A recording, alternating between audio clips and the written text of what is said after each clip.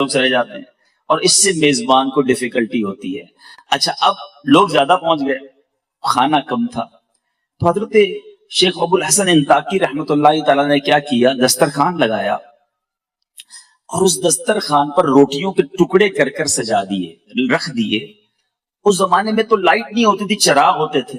آپ نے وہ چراغ اٹھا کر گل کر دیا, اندھیرا کر دیا. آپ کا جو ذہن میں یہ تھا کہ کھانا تھوڑا ہے تو میں ویسے ہی ہاتھ چلاتا رہوں گا, منہ چلاتا رہوں گا, مہمان کھا لیں گے, کسی کو پتہ نہیں چلے گا کہ میں نے کھانا نہیں کھایا. یہ جذبہ تھا ان کا. اچھا کمال یہ ہوا کہ جب تھوڑی دیر کے بعد ریئلائز ہوا کہ اب کھانا کھا چکے ہوں گے سارے مہمان, چراغ لایا گیا تو جتنا روٹیوں کے ٹکڑے دسترخوان پر رکھے گئے تھے وہ سارے ویسے کے ویسے ہی موجود تھے. یعنی ایچ اینڈ ایوری بڈی, جتنے لوگ تھے سب نے یہ ذہن بنایا کہ کھانا تھوڑا ہے, بندے زیادہ ہیں, میں رک جاتا ہوں میرا بھائی کھا لے, میں ہاتھ روک لیتا ہوں کسی اور کا پیٹ بھر جائے. تو دسترخوان پر ساری کی ساری روٹی کی ٹکڑیاں ویسے ہی پڑی رہیں اور دسترخوان ویسے ہی رہا. اے میرے پیچھے اسلامی بھائیوں, یہ مائنڈ سیٹ تھا ہمارے بزرگوں کا کہ میں پیچھے رہ جاؤں, بھائی آگے بڑھ جائے, مجھے نہ ملے میرے بھائی کو مل جائے. پیچھے پیچھے اسلامی بھائیوں, اسی کو ایثار کہتے ہیں, یاد رکھیے گا, سیکریفائس. ایثار ہم باتیں تو بہت کرتے ہیں لیکن ایثار ہے کیا؟ حدیث پاک سن لیجئے, نبی پاک علیہ الصلوۃ والسلام کا فرمان ہے, جو شخص کسی چیز کی خواہش رکھتا ہو پھر اس خواہش کو روک کر اپنے اوپر کسی دوسرے کو ترجیح دے تو اللہ عز و جل اسے بخش دیتا ہے. لک ایٹ دا ریوارڈ, انعام کتنا بڑا ہے. آپ کو بھی چاہیے, آپ کے بھائی کو بھی چاہیے, کوئی ایسی چیز ہے, اب آپ اپنی خواہش کو روک لیں, دوسرے کو ترجیح دے دیں کہ اس کو مل جائے, اس کا ثواب اللہ کیا دیتا ہے, اسی بخشش فرما دیتا ہے. اچھا ایک یہ مائنڈ سیٹ ہے. اور آج کل کا مائنڈ سیٹ کیا ہے, حالانکہ یہ پرانی بات ہے کہ ایک زمانے میں ایک شہر کے اندر دودھ کی قلت ہو گئی. اناؤنس کیا گیا کہ ایک بڑا سا کنواں ہے, سارے شہر کے لوگ آئیں اور ایک ایک پیالہ دودھ کا اس میں ڈال دیں تو یہ کنواں دودھ سے بھر جائے گا, تو جو شہر میں کمی ہے وہ پوری ہو جائے گی. ایک شخص گیا کنویں کے پاس, آرڈر تھا بادشاہ کا, سب نے جانا ہے, تو وہ بھی پہنچ گیا. سوچنے لگا یار سارے شہر نے دودھ ڈالا ہے, اگر میں ایک گلاس پانی ڈال دوں گا تو اس سے کیا فرق پڑے گا. تو اس نے کیا کیا, اس کنویں میں پانی ڈال دیا. نیت میں فطور تھا, اس نے پانی ڈال دیا. صبح ہوئی, جب اس پردہ ہٹایا گیا اس کنویں کے اوپر سے تو وہ پورا کا پورا کنواں جو تھا وہ پانی سے بھرا ہوا تھا. یعنی ہر شہر کے بندے نے یہی سوچا کہ میرے ایک گلاس پانی سے کیا ہوگا, کسی نے دودھ نہیں ڈالا. ایک یہ مائنڈ سیٹ ہے کہ میں غلط کر رہا ہوں, ایک سے کیا ہو جائے گا. اور ایک وہ مائنڈ سیٹ تھا کہ میں بھوکا رہ گیا تو کیا حرج ہے میرے بھائی کا پیٹ بھر جائے. ایچ اینڈ ایوری بڈی وہاں بھوکا رہا اور یہاں پورے شہر نے پانی کا گلاس ڈال دیا. میں کس طرف کی سوچ رکھتا ہوں کہ میرا بھلا ہو جائے, سامنے والے کا بیڑا غرق ہو جائے, یہ میرا ذہن ہے.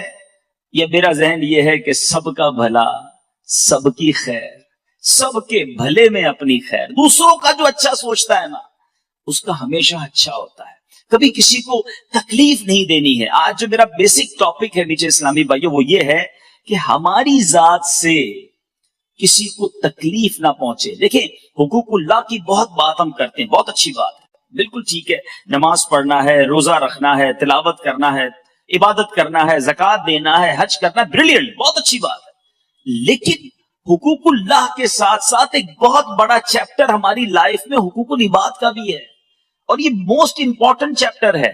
کیونکہ روایتوں میں آتا ہے, علماء فرماتے ہیں جب کوئی اللہ کے حقوق پامال کرتا ہے نا, نماز نہیں پڑھتا, روزے نہیں رکھتا, گناہ کرتا ہے, اگر مرنے سے پہلے وہ سچی توبہ کر لے, اللہ کی رحمت سے امید ہے اللہ اپنے سارے حق اسے معاف فرما دے گا. لیکن اگر کسی نے کسی مسلمان کا دل دکھایا ہے, کسی کے ساتھ دھوکہ کیا ہے, کسی سے مال دبا لیا ہے, کسی پر ظلم کیا ہے, حقوق العباد اس نے ڈسٹرب کیے لوگوں کے, جب تک بندہ معاف نہیں کرے گا جب تک اللہ بھی معاف نہیں فرماتا. تو ذرا غور کیجئے کہ اس پر کتنی توجہ دینے کی ضرورت ہے. ایک بار نبی پاک علیہ الصلوۃ والسلام نے بڑی خوبصورت حدیث پاک, آج ہم کہتے ہیں نا یار بڑا اچھا آدمی ہے, یہ بہت سارا ماڑو ہے. اچھا اپنے بارے میں بھی لوگ کہتے ہیں میں بہت اچھا آدمی ہوں. آج میں آپ کو حدیث پاک کے ذریعے سے بتاتا ہوں کہ کون اچھا ہے کون برا ہے. نبی پاک علیہ الصلوۃ والسلام نے فرمایا کیا میں تمہیں اچھے اور بروں کی خبر نہ دوں؟ میرے آقا خود فرماتے ہیں کہ اچھے کون ہیں اور برے کون ہیں. صحابہ کرام خاموش رہے. میرے آقا نے 3 بار سوال کیا. ایک شخص نے عرض کی یا رسول اللہ صلی اللہ علیہ وسلم جی ہاں ہمیں اچھوں بھلوں اور بروں کی خبر عطا فرما دیجئے. اب غور سے سنیے گا. اب آپ خود چیک کر لیں, جتنے یہاں بیٹھے ہیں جتنے بعد میں چینل پر دیکھیں گے, خود غور کر لیں کہ میں اچھا ہوں یا برا ہوں. نبی پاک فرماتے ہیں تمہارا بھلا وہ شخص ہے جس سے خیر کی امید کی جائے اور اس کے شر سے امن ہو. یعنی اس سے آپ کو جب کسی شخص سے شر کا خوف نہ ہونا, خیر ہی کی امید ہو. یار اس سے ہمیشہ اچھا ہی ہونا ہے, خیر ہی ملنی ہے. نہ لڑائی کرتا ہے, نہ گالیاں دیتا ہے, نہ جناب غصہ آئے گا. ہم کہتے ہیں بندہ بڑا اچھا ہے مگر غصہ مت دلانا ورنہ یہ اچھا نہیں رہے گا. پھر تو یہ اچھا نہیں ہے نا. جس سے خیر ہی کی امید ہو اور اس کے شر سے امن ہو. نبی پاک فرماتے ہیں اور فرمایا تمہارا برا وہ ہے جس سے خیر کی امید نہ کی جائے اور اس کے شر سے امن نہ ہو. اب غور کریں کہ مجھ سے لوگ ڈرتے ہیں, مجھ سے لوگ تکلیف میں ہیں. دیکھیں ہم کبھی کبھی کہتے ہیں میری بڑی عزت کرتے ہیں لوگ. ایک عزت ہوتی ہے خوف سے, عزت نہیں کریں گے تو پھر اور ذلیل کر دے گا. نوکر جو ہمارے ہوتے ہیں, امپلائیز ہوتے ہیں, وہ کیوں عزت کرتے ہیں؟ بھائی نوکری کر رہے ہیں, ہمیں زیادہ عزت نہیں کریں گے تو سیلری نہیں ملے گی, بونس نہیں ملے گا. لیکن ہمارے جانے کے بعد کیا وہ ہماری عزت پیچھے سے کر رہے ہوتے ہیں؟ عزت وہ ہے جو آپ کے پیچھے بھی کی جائے. آپ کے سامنے اگر کوئی عزت کر رہا ہے تو ہو سکتا ہے وہ خوف سے کر رہا ہو. وقار عزت اس چیز کا نام ہے کہ ہم اس کے سامنے ہو نہ ہو, بندہ پیچھے سے بھی دل میں عزت رکھے کہ بڑا اچھا آدمی ہے. اب اپنے بارے میں مجھے اور آپ کو غور کرنا ہے کہ مجھ سے خیر کی امید کی جاتی ہے یا شر کی امید کی جاتی ہے. نبی پاک علیہ الصلوۃ والسلام کی ایک بڑی اہم حدیث پاک اگر آج یہ آپ سب کو یاد ہو جائے نا, اور آج اس بیان کا سمجھ لیں مین آبجیکٹ یہی ہے. سرکار دو عالم صلی اللہ علیہ وسلم نے فرمایا من آذا مسلمن فقط آذانی ومن آذانی فقط آذ اللہ. مختصر حدیث ہے لیکن کمال بات فرما دی میرے آقا نے. فرمایا جس نے کسی مسلمان کو تکلیف دی اس نے مجھے تکلیف دی, اور جس نے مجھے تکلیف دی اس نے اللہ کو تکلیف دی. اب غور کر لیجئے. اچھا ہم کیا کرتے ہیں, ہم اپنوں کو تکلیف نہیں دے رہے ہوتے, جو ہمارے اسٹیٹس کا ہوتا ہے, ہمارا رشتہ دار ہوتا ہے, ان کا تو خیال رکھ لیتے ہیں. مگر عام مسلمانوں کے ساتھ ہمارا رویہ ایسا ہے, ہمارے غریب رشتہ داروں کے ساتھ, ہمارے امپلائیز کے ساتھ جس کو ہم نہیں جانتے, بالکل نہیں جانتے, روڈ پہ مل گیا, تھوڑی سی ٹکر لگ گئی, تھوڑا سا ہاتھ لگ گیا, تھوڑا سا بھیڑ میں آ گیا, ہمارے آگے کسی نے گاڑی بڑھا دی. اب ہمارا ایٹیٹیوڈ کیا ہے؟ اس وقت ہم تکلیف دیتے ہیں یا اگنور کر دیتے ہیں کہ کوئی بات نہیں مسلمان ہے. پورا مطلقاً نبی پاک نے فرمایا جس نے کسی مسلمان کو تکلیف دی. پھر اب غور کر لیجیے, ہم نے کسی مسلمان کو تکلیف نہیں دینی ہے, کیونکہ آگے یہ بات کدھر جا رہی ہے؟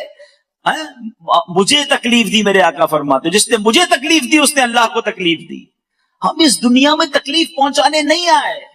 اگر آج کسی پر ظلم کرتے ہوئے, کسی کو ناراض کرتے ہوئے, کسی کا دل توڑتے ہوئے آپ آگے جا رہے ہیں, ٹھیک ہے, دنیا میں کوئی کچھ نہیں کہہ سکتا.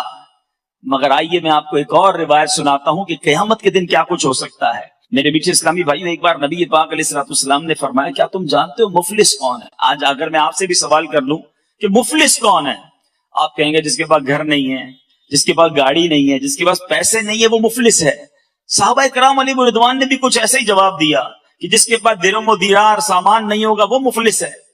میرے آقا علیہ الصلوۃ والسلام نے فرمایا نہیں, سنو حدیث کا خلاصہ ہے, میری امت میں مفلس وہ ہے جو قیامت کے دن نماز, روزے اور زکوٰۃ لے کر آیا. نماز بھی پڑھی ہوگی, بہت سارے میرے بھائی یہاں بیٹھے ہیں جو ماشاءاللہ نمازی ہیں, میں کئیوں کو جانتا ہوں, روزے بھی پورے رکھ رہے ہوں گے, زکوٰۃ بھی دے رہے ہیں, کئی حج اور کئی عمرے بھی آپ نے کیے ہوں گے. سنو, آقا ڈیفائن کر رہے ہیں کہ مفلس وہ ہے جو قیامت کے دن روزے بھی لے کر آئے گا, نماز بھی لے کر آئے گا, زکوٰۃ بھی لے کر آئے گا. پھر مفلس کیوں ہے بھائی؟ سنیے, مگر حال یہ ہوگا کہ کسی کو گالی دی ہوگی, کسی پر تہمت لگائی, اس کا مال کھایا, اس کا خون بہایا, اسے مارا, اس کی اب کیا ہوگا؟ اب اس کی نیکیوں میں سے مظلوم کو نیکیاں دینی جائیں گی, اور پھر کچھ اس مظلوم کو, پھر اس مظلوم کو پھر جس کے ذمے جو حقوق تھے جب یہ دیتا جائے گا نیکیاں ختم ہو جائیں گی، مظلوم زیادہ ہوں گے، تو اب مظلوموں کے گناہ اس کے سر پر ڈالے جائیں گے اور پھر اس شخص کو آگ میں پھینک دیا جائے گا۔ یعنی اس کے اپنے گناہ نہیں ہوں گے، بظاہر اس کے پاس نیکیاں ہوں گی، لیکن چونکہ اس نے دل آزاریاں، ظلم اور لوگوں کے حقوق تلف کیے ہوں گے، قیامت کے دن یہ سب دینا پڑ جائے گا۔ میٹھے میٹھے اسلامی بھائیوں، خدا را اس بات کو ریئلائز کیجئے۔ اچھا، اب میں چند ایگزامپلز دوں گا، کیونکہ جب بیان اس طرح کرتا ہوں تو بعض اوقات ذہن میں خیال آتا ہے یار یہ بات تو بالکل ٹھیک کر رہے ہیں، کسی کو تکلیف نہیں دینی چاہیے، لیکن میں تو کسی کو تکلیف نہیں دیتا۔ ہم بعض اوقات یہ سمجھ رہے ہوتے کہ میں تو کسی کو تکلیف نہیں دیتا، میں تو بڑا اچھا انسان ہوں۔ تو اب میں چند ایگزامپلز اپنے بیان میں دوں گا، غور سے سنیں گے کہ کیا کہیں اس انداز سے تو میں تکلیف نہیں دیتا۔ یاد رکھیے، ہمارے معاشرے میں کسی کو گھور کر دیکھا جانا، غصے سے دیکھا جانا، یہ کوئی نارمل سی بات لگتی ہے کہ ٹھیک ہے تو نارمل ہے۔ سنیے، نبی پاک علیہ الصلوۃ والسلام نے فرمایا جو اپنے بھائی کی طرف ڈرانے والی نظروں سے گھورے، اللہ تعالیٰ اسے قیامت کے دن ڈرائے گا۔ آج گھورتے ہیں، آج یعنی آنکھوں سے بھی تکلیف نہیں پہنچانی، ہاتھ تو بڑی دور کی بات ہے، زبان تو دور کی بات ہے، کسی کو اس نظروں سے نہ دیکھو جس سے وہ سہم جائے، جس سے وہ ڈر جائے، جس سے وہ خوف زدہ ہو جائے۔ میرے آقا علیہ الصلوۃ والسلام نے ایک جگہ پر ارشاد فرمایا مسلمان کے لیے جائز نہیں کہ دوسرے مسلمان کی طرف آنکھ سے اس طرح اشارہ کرے جس سے اسے تکلیف پہنچے۔ اب اسی سے ریئلائز کر لیجئے، جب آنکھ سے تکلیف پہنچانا جائز نہیں ہے تو ہاتھ سے تکلیف پہنچانا، زبان سے تکلیف پہنچانا یہ کتنا برا ہوگا۔ اچھا، اب گھورنا نہیں ہے، ایک اور بڑا عجیب و غریب انداز، ہم کسی کے گھر مہمان جاتے ہیں، وہاں جا کے تکلیف کا باعث بن جاتے ہیں۔ کیوں؟ مثال کے طور پہ کسی کے گھر گئے، بہت اچھی بات ہے، جانا چاہیے، اگر میزبان بلاتا ہے تو جانا چاہیے، لیکن زبردستی کا مہمان نہیں بننا چاہیے۔ تکلیف کیا ہوتی ہے؟ کسی کے گھر بغیر بتائے چلے گئے، پہلے بتانا چاہیے۔ اب آپ پہنچے، پہلے سے اس کے گھر پہ کوئی مہمان ہے یا وہ خود بیچارہ کسی اور کام میں مصروف ہے، اب مروت میں منع تو نہیں کرے گا، آئیے آئیے گھر میں آئیے۔ کبھی کبھی ہوتا بھی ہے، گھر میں جاتے پہلے سے ہی کچھ لوگ بیٹھے ہوتے ہیں، اچھا اس کے گھر میں کچھ انتظام نہیں ہے، وہ اپنی کسی مصروفیت میں اس کو کہیں باہر جانا ہے، آپ گئے مہمان بن کر مگر اس کے لیے تکلیف کا باعث بنے۔ اچھا یہ تو ہو گیا، چلیں آپ یہ کیا۔ اچھا مہمان نے بعض اوقات ہم کہتے ہیں نہیں یار میں ایسا نہیں کرتا، میں بغیر بلائے تو نہیں جاتا، بلاتے تبھی جاتا ہوں، لیکن جا کر کیا کرتے ہیں؟ کسی کے گھر میں گئے، یار اتنا بڑا تمہارا کاروبار ہے، ابھی تک اسی کالونی میں رہتے ہو، ابھی تک 500 گز کی بنگلے پہ ابھی تک بڑا گھر نہیں لیا تم نے، اچھا یار یہ ڈرائنگ روم کیسا بنایا ہے، یہ تو یہاں نہیں وہاں ہونا چاہیے تھا، یار کلر اسکیم تو دیکھ لیتے، یار یہ کون سا کلر کروا لیا تم نے، یہ صوفے اب پچھلی بار آیا تھا جب بھی وہی تھے آج بھی وہی ہے۔ اب بندہ بولے یار میں نے مہمان بلایا، انسپیکٹر بلایا ہے، گھر میں جاتے ہی گھر کی خامیاں نکالنا شروع۔ اچھا کھانا لگ گیا تو کھانا لگتے ہی کھانے میں کیڑے نکالنا شروع، یار میں تو چکن کھاتا ہی نہیں ہوں، میں تو آج کل چاول نہیں کھا رہا۔ اب بندہ بولے یار پہلے بتا دیتے حضرت آپ کیا نہیں کھاتے کیا کھاتے، لسٹ بھجوا دیتے میں وہی بنا لیتا۔ یہ سب تکلیف کا باعث چیزیں ہیں۔ مہمان کے لیے یہ اصول لکھا کتابوں میں کہ جب کسی کے گھر جائے تو جہاں وہ بٹھائے وہاں بیٹھ جائے، جو کھانا پیش کرے وہ کھا لے، نہیں سمجھ آتا نہ کھائے۔ سرکار دو عالم صلی اللہ علیہ وسلم کا بھی یہ طریقہ تھا کہ آپ کے سامنے جب کھانا لگایا جاتا کھانے میں کبھی عیب نہیں نکالتے تھے، بلکہ پسند آتا تو تناول فرماتے، نہ پسند آتا تو ہاتھ روک لیتے کہ میں اپنی بیوی سے معافی مانگوں، اپنے بچوں سے معافی مانگوں۔ سنیے میٹھے اسلامی بھائیوں، میری اور آپ کی کیا حیثیت ہے، کونین کے والی صلی اللہ تعالی علیہ وسلم ایک بار نہیں، آپ کی سیرت اٹھا کر دیکھو کئی بار اعلان فرمایا اگر کسی کا مجھ پر کوئی حق آتا ہے تو مجھ سے لے لو، اگر آپ ایسے کسی کا میں نے اگر دل دکھایا ہے تو آ کر مجھ سے بدلہ لے لو۔ ایک بار نبی پاک علیہ الصلوۃ والسلام صفے درست کر رہے ہیں، صحابہ کرام موجود ہیں، آپ نے اپنی ڈنڈی سے اپنی عصا مبارک سے کسی صحابی کو تھوڑا سا پیچھے کیا، صف درست نہیں تھی۔ نبی پاک نے جب اعلان کیا کہ تم میں سے کسی کا حق آتا ہے تو مجھ سے لے لو، وہ صحابی کھڑے ہو گئے، کہتے یا رسول اللہ میں نے آپ سے بدلہ لینا ہے، آپ نے میرے پیٹ میں چھڑی ماری تھی، میرے پیٹ میں اپنی ڈنڈی سے اپنے عصا سے مجھے پیچھے کیا تھا، مجھے تکلیف ہوئی۔ صحابہ لرز گئے کہ یہ کیا کہہ رہے ہیں، نبی پاک سے بدلہ لیں گے؟ प्यारे आका अलैहिस्सलाम ने फरमाया, आ जाओ मुझसे बदला ले लो। नबी पाक के करीब पहुंचे, कहा हुजूर जब आपने अपना असा मेरे पेट पे लगाया था ना, मेरा पेट नंगा था, मेरे पेट पे कुर्ता नहीं था, आपने इस वक्त कुर्ता पहना हुआ है, आप भी कुर्ता ऊपर कीजिए। सहाबा और लरस गए, ये क्या करना चाह रहे हैं? नबी पाक ने अपना कुर्ता भी ऊपर कर दिया। तारीख ने ऐसा मंजर देखा होगा कि आका अपने गुलामों को कह रहा है कि जिसको मुझसे बदला लेना है ले लो, और अपना कुर्ता ऊपर कर दिया।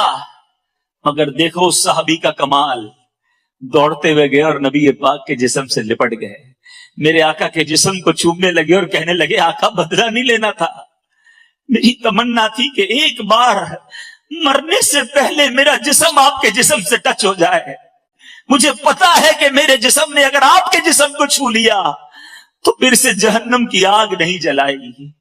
ये है मेरे आका की तालीमात। माफी मांगते थे यार, मेरे आका अपने गुलामों से कहते थे मुझसे बदला ले लो, और मैं हूं कि आज जिसका जो चाहे बेड़ा गरक कर दूं। मेरा मुलाजिम है ना, क्या कर सकेगा मेरा? जरा सी गलती की मुंह से गालियां निकलती हैं, जरा सी गलती की उसको कहता जा नौकरी से तू फारिग है। अरे ठीक है, आज आपका कोई नहीं बिगाड़ सकता, मगर मेरे आका का ये फरमान याद रखना, मन आदा मुस्लिमन फकत आदानी वमन आदानी फकत आदल्लाह, कि जिसने किसी मुसलमान को तकलीफ दी उसने मुझे तकलीफ दी, और जिसने मुझे तकलीफ दी उसने अल्लाह को तकलीफ दी। तो है मेरे मीठे इस्लामी भाइयों, बात चली है खाने पर ऐब निकालने की। ना निकाला करो ऐब, न लड़ा करो अपने घर वालों से, सब्र कर लिया करो। एक बहुत गुनाहगार शख्स था, उसका इंतकाल हो गया। इंतकाल के बाद उसके दोस्तों ने उसे ख्वाब में देखा और कहा कि तुम्हारे साथ क्या मामला हुआ? कहने लगा अल्लाह ताला ने मेरी मगफिरत फरमा दी। लोग बड़े हैरान हुए, तू तो बड़ा गुनाहगार, तेरी मगफिरत कैसे हो गई? कहता गुनाहगार तो था, एक बार मेरी जौजा ने खाना बनाया और खाने में नमक बहुत ज्यादा डाल दिया। बड़ा गुस्सा आया, बड़ा गुस्सा आया कि अभी सजा दूं। हो सकता है यहां भी ऐसे कोई शेरे बब्बर बैठे होंगे कि जैसे ही खाने में कोई गड़बड़ होती होगी तो हाथ भी उठा देते होंगे, प्लेट भी फेंक देते होंगे। कहते हैं मेरा भी बड़ा गुस्सा है कि बदला ले लूं, मगर दिल ही दिल में सोचा कि आज मेरी बीवी ने एक गलती की है, मैं चला बदला लेने। मैं सुबह से शाम अपने रब की बारगाह में कितनी कोताहियां करता हूं, कितनी गलतियां करता हूं, वो तो मुझसे कोई सजा नहीं देता, वो तो मुझे चला ही जा रहा है, निभाई जा रहा है। कहता कुछ नहीं कहा, सुनिएगा, जुबान से कुछ नहीं कहा, बस मैंने सब्र कर लिया और खाना खा लिया, इग्नोर कर दिया, दैट्स इट। अल्लाह दिलों के हाल जानता। उसने जबान से कुछ नहीं कहा कि मैंने तुझे माफ किया, चल आज गलती की, आइंदा मत करना, आइंदा करोगी तो फिर सजा दूंगा। नहीं, कोई इतराया नहीं, कोई जतलाया नहीं, कुछ भी नहीं, दिल ही दिल में माफ कर दिया। मरने के बाद उसे बताया गया कि उस रोज तुमने अपनी बीवी को, मेरी बंदी को खाने में गलती करने पे जो माफ किया था, तूने बंदा होकर मेरी बंदी को माफ कर दिया। मैं तो सबसे बड़ा